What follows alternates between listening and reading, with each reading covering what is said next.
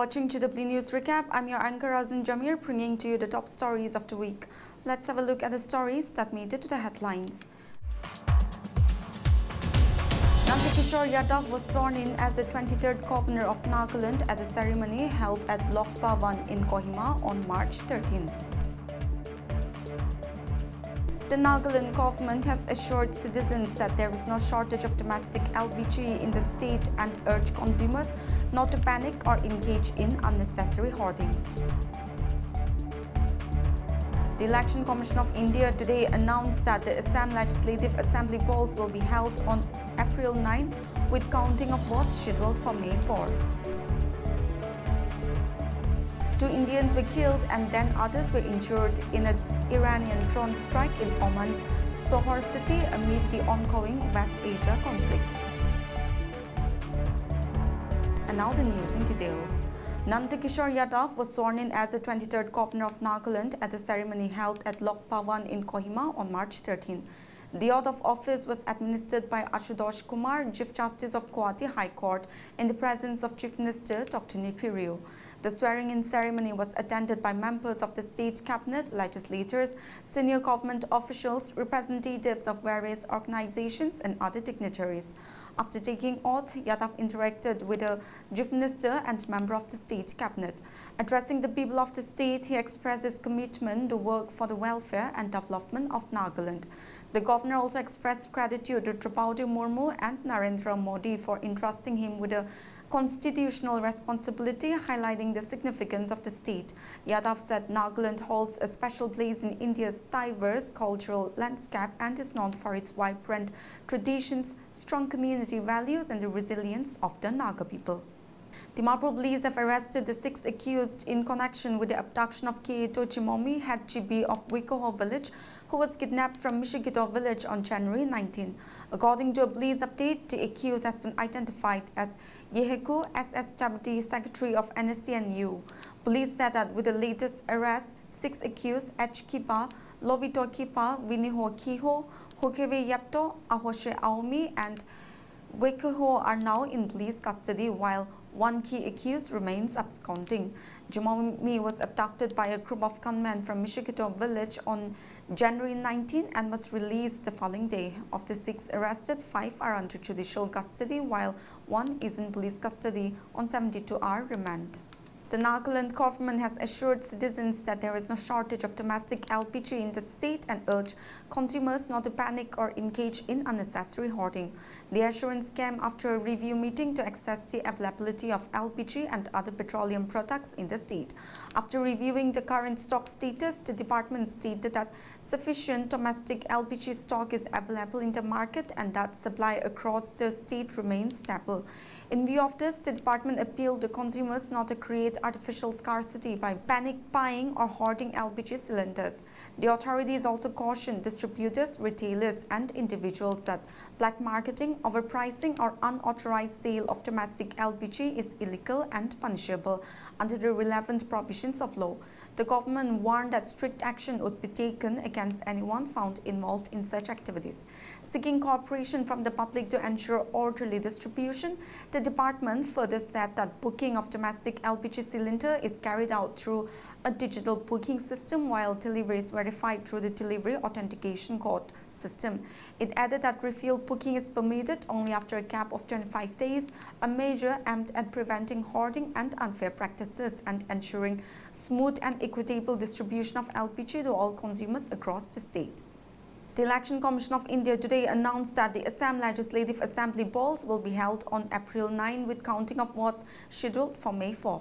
The announcement covers simultaneous elections in Tamil Nadu, Kerala, West Bengal and the Union Territory of Puducherry, whose assembly terms expire between May and June this year. The Election Commission laid out the full schedule, including the number of phases and security arrangements. Final electoral rolls for all 5 states and the Union Territory have already been published following the special intensive revision exercise. With the Model Code of Conduct now in force across these regions, no new welfare announcements or voter wooing schemes can be made by any government or party.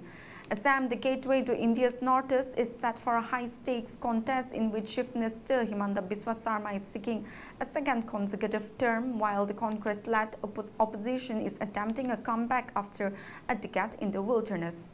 The House has remained at 126 seats despite the 2020 delimitation exercise that redrew constituency boundaries to reflect fresh population data. This will be the first assembly election conducted on the new map. The polls are expected to be held in a single phase in Assam, in contrast to multi-phase voting anticipated in West Bengal. Central security forces are already being positioned, and deployment will now be overseen by Election Commission appointed observers in coordination with district officials. 2 people were killed on March 10 in Meghalaya's West Karo Hills after police opened fire while dispersing an unlawful assembly during night curfew hours. The incident occurred in Chipinang, where tensions had been rising following clashes between tribal and non-tribal groups linked to the upcoming Karo Hills Autonomous District Council elections scheduled for April 10. According to police sources, the firing happened as officers intervened to control a gathering that had formed despite curfew restrictions. Following the incident, the district administration extended the night curfew into a full-day clampdown across West Karo Hills and deployed additional security forces to prevent further escalation. Hours before the firing, the state government had also ordered a 48-hour suspension of mobile data services from midnight, citing reports of mobilization, assaults, and circulation of misinformation on social media. Officials said the step was necessary to ensure safety during the nomination process, although voice calls and SMS services remain functional.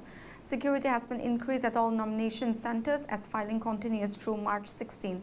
The unrest began after former Pulbari legislator Istamur Momin was allegedly assaulted by protesters when he arrived at the Deputy Commissioner's office in Tura to file his nomination for the GH8DC balls. Protesters have been demanding that non-tribals should not contest or participate in the elections.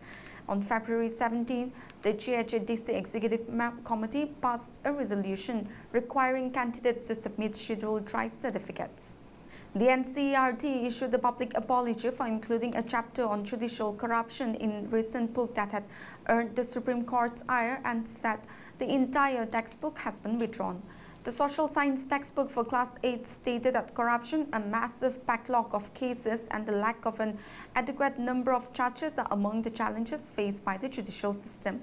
In a statement issued, the NCERT said the National Council of Educational Research and Training has recently published a social science textbook exploring society, India and beyond grade 8, which contained Chapter 4 titled The Role of Judiciary in Our Society.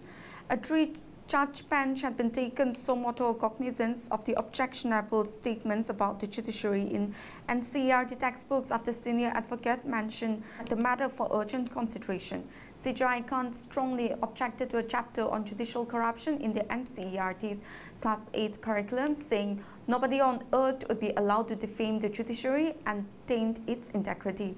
The Supreme Court imposed a complete blanket ban on any further publication, reprinting, or digital dissemination of the NCERT's Class 8 social science book as it contains offending content on corruption in the judiciary, saying a gunshot has been fired and the institution is bleeding.